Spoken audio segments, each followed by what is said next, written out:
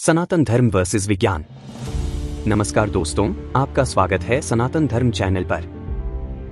सनातन धर्म, जो कि दुनिया की सबसे प्राचीन और गहन आध्यात्मिक परंपराओं में से एक है, अक्सर आधुनिक विज्ञान के साथ विरोधाभास में देखा जाता है। लेकिन क्या ये वास्तव में एक दूसरे के विपरीत हैं, या फिर दोनों एक ही सिक्के के दो पहलू हैं? आइए ब्रह्मांड की सृष्टि से शुरुआत करते हैं। आधुनिक विज्ञान के अनुसार बिग बैंग सिद्धांत बताता है कि ब्रह्मांड की शुरुआत एक अद्वितीय बिंदु से हुई थी, जिसे सिंगुलैरिटी कहते हैं। इस विस्फोट से समय, स्थान और पदार्थ की उत्पत्ति हुई। वहीं सनातन धर्म में ब्रह्मांड की उत्पत्ति ब्रह्मा द्वारा की गई सृष्टि से मानी जाती है, जो भगवान विष्णु की शाश्वत ऊर्जा से प्रेरित होती है। सृष्टि, पालन और विनाश का प्रलय चक्र आधुनिक ब्रह्मांडीय विज्ञान के द्वारा प्रस्तावित ब्रह्मांड की चक्रीय प्रकृति के साथ मेल खाता है। क्या ये दोनों दृष्टिकोण वास्तव में एक दूसरे से अधिक समान हैं? सनातन धर्म के अनुसार समय को 4 युगों में विभाजित किया गया है: सत्ययुग, त्रेता युग, द्वापर युग और कलयुग, जो लाखों वर्षों तक चलते हैं। प्रत्येक युग नैतिक और आध्यात्मिक पतन का एक अलग चरण दर्शाता है, जिसमें कलयुग सबसे अंधकारमय है। वहीं विज्ञान भी समय की गहराई की बात करता है। पृथ्वी का भूवैज्ञानिक समय और ब्रह्मांड की उम्र अरबों वर्षों में मानी जाती है।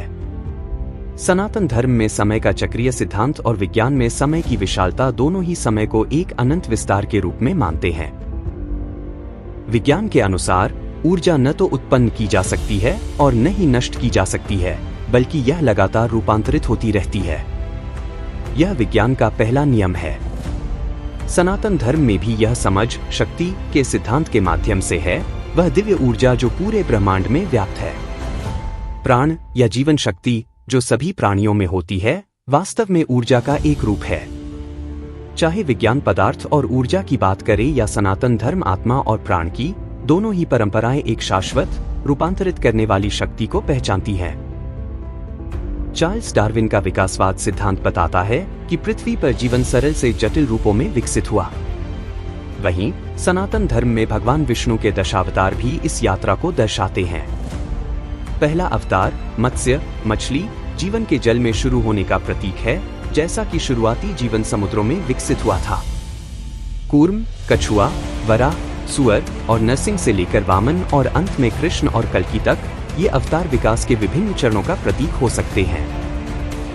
आधुनिक न्यूरोसाइंस ने यह साबित कर दिया है कि ध्यान मस्तिष्क को पुनः संरचित कर सकता है, तनाव को कम कर सकता है और भलाई को बढ़ावा दे सकता है। सनातन धर्म ने हजारों सालों से ध्यान और आत्मचिंतन को आंतरिक शांति, आत्म जागरूकता और आध्यात्मिक जागृति के साधनों के रूप में अपनाया है। विज्ञान अब इस बात की पुष्टि करता है कि प्राचीन ऋषि पहले से ही जानते थे, मन और शरीर जुड़े हुए हैं और मन की शक्ति शारीरिक और मानसिक स्वास्थ्य में गहरे बदलाव ला सकती है। आधुनिक चिकित्सा से पहले आयुर्वेद था, जो सनातन धर्म पर आधारित एक समग्र चिकित्सा प्रणाली है। आयुर्वेद शरीर, मन और आत्मा के संतुलन को स्वास्थ्य के लिए महत्वपूर्ण मानता है। दिलचस्प बात यह है कि कई आयुर्वेदिक प्रथाएं, जैसे कि हल्दी का उपयोग सूजन को कम करने के लिए, अब आधुनिक वैज्ञानिक अनुसंधान द्वारा समर्थित हैं। विज्ञान और आयुर्वेद दोनों का उद्देश्य स्वास्थ्य को बढ़ावा देना है, हालांकि उनके दृष्टिकोण अलग हो सकते हैं। जहां आधुनिक चिकित्सा लक्षणों का इलाज करती है, आयुर्वेद जड़ कारणों को देखता है, जीवन शैली, आहार और मानसिक स्वास्थ्य को उपचार के आवश्यक घटकों के रूप में मानता है। तो क्या सनातन धर्म विज्ञान के विपरीत है? या फिर यह हो सकता है कि ये दोनों अंतिम सत्य को वर्णन करने की अलग अलग भाषाएं हैं? सनातन धर्म की आध्यात्मिक बुद्धि विज्ञान के ज्ञान की खोज को पूरा करती है। जब हम दोनों का अन्वेषण करते हैं, तो हमें अपने ब्रह्मांड, अपने अस्तित्व और इसमें हमारी भूमिका की अधिक संपूर्ण समझ मिलती है। सनातन धर्म चैनल को सब्सक्राइब करें और आध्यात्मिकता और विज्ञान के इन रोचक मेलों को और जानें।